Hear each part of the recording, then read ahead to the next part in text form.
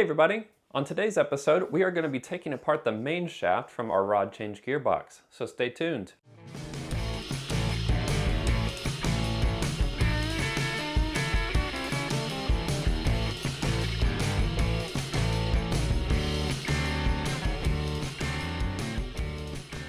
Hey everybody, Cole here with Classical Mini DIY. Thanks for joining me today on the second part of the rod change gearbox episodes. On today's episode, we're going to be taking apart the main shaft. I am going to be making some mistakes while I'm doing that, which should help you guys avoid those yourselves, as well as kind of diving into how the main shaft goes together, what everything does, and getting it all prepped for the machine shop so they can run it through their super fancy parts washer and get everything clean. So don't forget, there's only about 24 hours left for the giveaway for the performance cylinder head that 7 Mini Parts has sent me to give to one lucky viewer.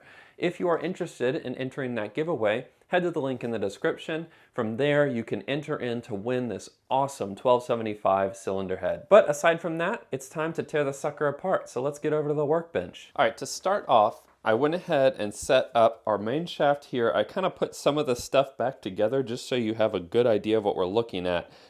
This is the end that sits out your transfer case. And then the other end down here is what went into the double roller bearing that was in the actual center part of the case. Now, this is just free right here. But I'm going to start taking this apart. This top part here is going to come off really easily. It's already been disconnected, so there isn't much to it at this point. But so you have your first motion shaft, I think is what this is called here. This has an old bearing on it. That's going to have to come off. That should be fun to get off. Set that off to the side. This is one of your synchronizer hubs right here. There's something called a bulk ring in here. Let's go ahead and get that out. And this has these little tapered ends on them. It kind of allows it to slide down into place and synchronize it. You have the outer part of your hub here. Now, you want to be careful. There are small springs and balls inside this here. One of those little springs is right here. You can see what I'm talking about. It's a very, very tiny spring. And there are 3 of them in here along with 3 tiny balls. And when you take this off, if you just slide it off, those balls and things are going to bounce everywhere and they're going to be lost forever. So what I would recommend is trying to lift the whole synchronizer hub itself out. So you can see that here with the inner portion of it still inside. That's what has the springs and balls in it.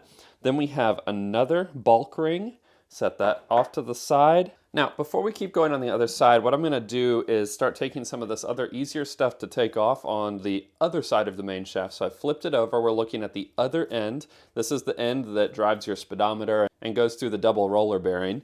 This part is actually pretty easy to get off. So you take off this gear here, and then inside is a needle roller. This looks like it's like one of the original needle rollers, so that's going to definitely get replaced. And then we've got our gear here. Set this off to the side. Some of this stuff will actually probably be able to reuse after a nice cleanup. So go ahead and get the next bulk ring out. There we go. Set that off to the side. And now that is what you should not do, which is exactly what I was talking about before. Inside the synchronizer, you've got those little balls, and one of them just went flying out of there. I'm going to see if I can slide the synchronizer back down on here.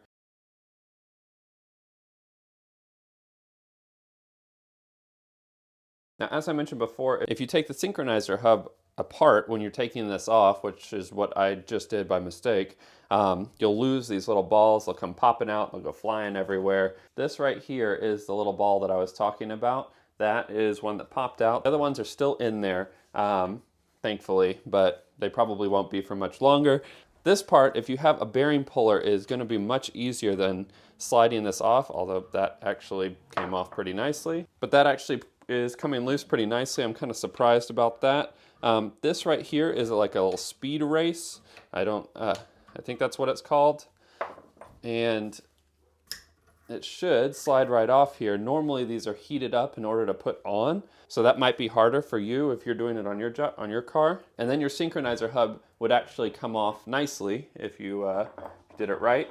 Next, you have another bulk ring here, which mine is like seized on there. There we go, that comes off. Now this next part can be a little bit confusing. There are these little detent springs right inside here. And if I remember correctly, this whole unit has to kind of like shift to the side, I think.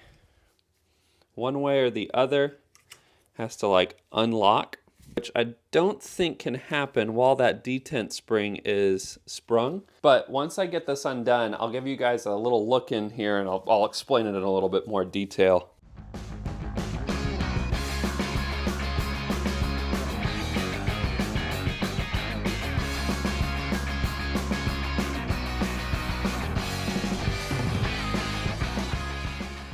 All right, so that's a pain in the butt to get out, but basically you have this like thrust washer type thing here, and it has these notches on the bottom, and then it's flat-ish on the top. And now the way that this works here, and let's get a top-down view, hopefully this will show it a little bit better. Now what you're looking at right here is something called a detent spring, and these springs, there's one, it's a post effectively. There's a spring in the center, and then there are two posts that pop out each end.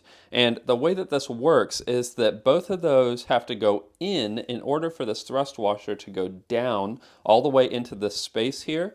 And then what happens after that is this right here gets rotated so that these openings match up with these openings so that the detent spring can pop out and hold this in place.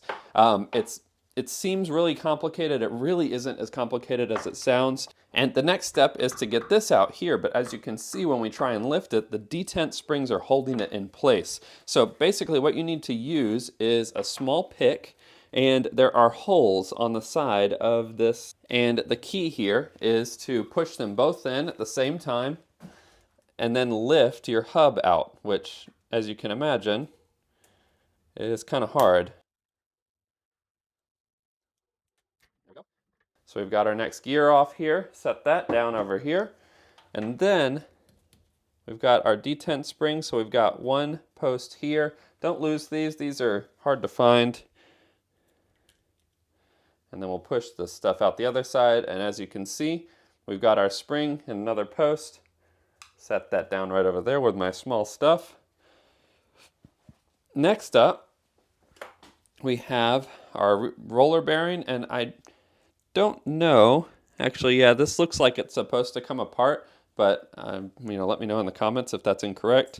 Slide that up and out. And so all that we have left is to do the exact same thing with the last gear on this other end. And then the main shaft will be apart. So have another look here. You can see this is another one of those thrust washers. And basically you have to do the exact same thing. Now this one obviously doesn't match up with these gears here, but what you have to do is rotate this by pressing in the detent springs, and it should lift out relatively easy.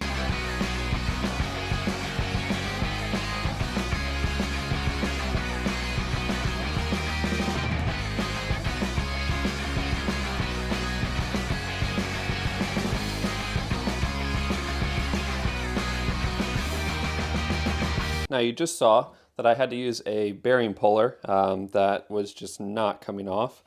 So we've got our little thrust washer here with all sorts of special wear marks on the bottom.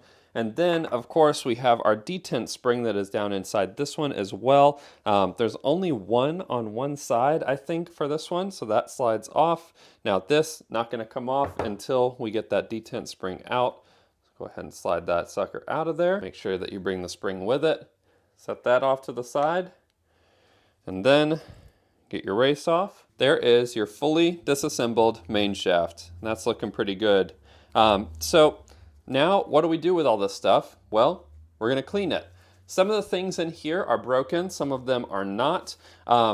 Some things will definitely need to be replaced, like these needle rollers. You always want to replace those, as well as all of these bulk rings. These things are worth replacing as well. And then finally, even your little detent springs, those are worth replacing. Really anything that can wear. I mean, the main thing is that, you know, you've got your whole gearbox apart now. This was kind of the last thing. And while it's apart, don't you want everything to be replaced and in good shape? You don't really want to put back together a broken system. Otherwise, what was the point of taking all that apart? So let me lay all this stuff out for you. All right, so what we're looking at here is the disassembled gear set, kind of in the order that it comes off of in the car here. Now, let's go ahead and talk about what each one of these things are. So on the left side here, this is where your pinion nut goes, as well as some other gearing, which I will show you guys in more detail when we start putting this thing back together. So the way that this works is kind of interesting. So you have this right here, which is your shifting assembly. And the purpose of this is it allows the shift selector fork, which sits underneath right here, to move this left and right to select a gear. You have your output here. This is what goes into your transfer case and allows you to transfer power from the main shaft down to the wheels. But this will select a gear here or there. And then over here, you have the same general idea with the shift assembly where it will move this gear set over one way or over the other way to engage one of the two gears on the side there.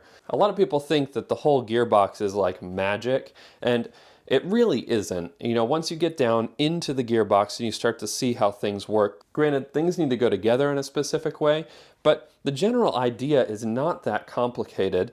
Now, one thing I want to show you is when I was talking about that shift fork, this shift fork right here sits, you have your selector here. The actual fork itself is what's moving. So I've taken all the springs out of this to make it a little bit easier for me to show you guys. Of course, I'm still struggling here. But the shift fork will move it left or right to select the gears on these teeth or these teeth right here. And that is actually one place that you'll see a reasonable amount of wear happen. The shift forks tend to wear out. Another place that you might see wear is on this output. These teeth right here have a tendency to break, as well as on all these other gears. They just have a tendency to break because there's a lot of moving and re-engaging and disengaging where those gears need to meet up. You can actually see on a set that Paul sent me, the teeth have actually broken off the top of this output here, and there's one broken there. So in this case, we won't be able to use this, unfortunately, but thankfully, the one that came off is actually in really good shape, not a single broken tooth. So the cool thing about gears is unless they have a ton of wear or they're chipped or missing teeth, things like that, you can actually clean these up and reuse a lot of this stuff. Now, over off up to the side here, I do have some stuff that's already cleaned up, but I am going to send these things to the machine shop, get them tidied up so that we can put the main shaft back in. I need to figure out whether or not I can still use this journal here. Maybe one of you guys, do I need to replace this when it's out of the car? I don't know the answer to that. One other pro tip is Tupperware. Now with all these kinds of small gear parts, it's so easy to lose them. So one of the best tips that I have is to get Tupperware containers, and as you're taking stuff out, especially like the small springs and things of that nature, go ahead and put those into Tupperware containers. Even if you're not sure if you're going to reuse it again, like some of these needle rollers and detent springs, always worth keeping them at least until the project is over. So I'm going to put this stuff away, and then I'm going to wrap this episode up because I need to get this stuff cleaned before we can start reassembling the gearbox, which, let me give you just a little sneak peek of that. That right there is a fully cleaned rod change gearbox, and it's going to look really good once we start putting all this stuff back together. But not quite ready for that step just yet. All right, ladies and gentlemen, that wraps up this episode. I know it was kind of short, but the main shaft itself really isn't that difficult to take apart, so I have learned, which is pretty cool. But the next episode of the gearbox rebuild will really be starting to put it back together. This is obviously for the rod change gearbox, so if you haven't seen the first episode, again, that is popping up in the corner here. Pretty exciting stuff. I hope you guys have been enjoying it. If you have any questions whatsoever, please post them in the comment section below. I will do my absolute best to answer those. Also, don't forget, I will be doing a workshop tour, give you guys kind of an idea of what my work process is like, how I keep all of my tools. As you can see, I've got a brand new toolbox, brand new, it's secondhand, but it's wonderful. And on that episode, on the shop tour episode, I'll be announcing the winner of the cylinder head giveaway. That is going to be right at the end of that episode, so stick around for that. It will be a premiere episode, and I'm aiming to have that live on Friday of this week. So If you don't know what a premiere episode is, what that means is I will be live in the chat during the shop tour, so if you have any questions, I'll be able to answer them there. Also, there is the super chat. If you have a question that you absolutely want me to answer, you can jump in there and use that super chat, and I'll definitely see those questions. But that whole episode, I'll be live hanging out with you guys while I am announcing the winner on that episode. So it kind of has the benefit of being pseudo live, but without the kind of long drawn out episode that kind of live episodes are for those of you who have been part of them. Now, other than that, a huge thank you to my Patreons for the support you've given me this year. It really helped me dive into a lot of these more complex projects. I would not have been able to do it financially without your help. So thank you so much. If you're interested in supporting the channel, head over to patreon.com/ClassicMiniDIY. But until Friday, until that premiere episode, enjoy your Christmas if you celebrate Christmas. Enjoy your time off if you don't. And as always, enjoy those minis and motor on.